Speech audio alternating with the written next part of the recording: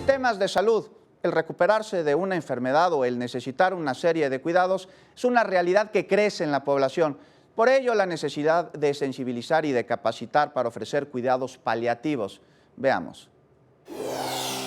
Dolores sobrevivió al cáncer de mama hace 6 años. Hoy sufre dolores crónicos y hace un llamado a las autoridades de salud pública en cuanto a los cuidados paliativos. El primer llamado y el más importante es que se considere que el paciente no es un número de expediente, no es un número de cama.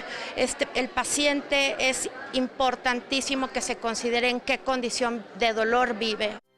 En el foro Cuidados Paliativos, Vida con Calidad, se discutió la importancia de educar a profesionales de la salud en el manejo del dolor y la comunicación entre paciente, cuidador y equipo de salud, así como consideraciones éticas al final de la vida. Los cuidados paliativos se enfocan en brindar máxima calidad de vida a pacientes con algún tipo de enfermedad grave. Los cuidados paliativos enfrentan nuevos retos.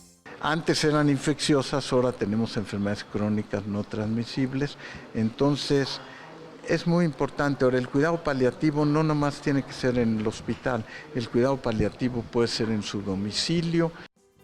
Por otro lado, a través del programa Médico en tu Casa, la Secretaría de Salud Capitalina atiende a 2,000 personas abandonadas que necesitan cuidados paliativos. En etapa terminal, son 250.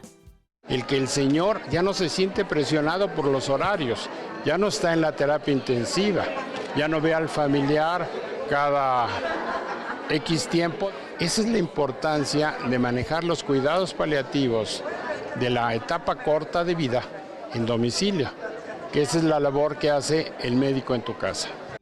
El objetivo de este foro es que los pacientes con enfermedades crónico-degenerativas se les garantice calidad de vida, alivio al sufrimiento, así como tratamiento por afectaciones psicológicas. Saray Mariscal, 21 Noticias.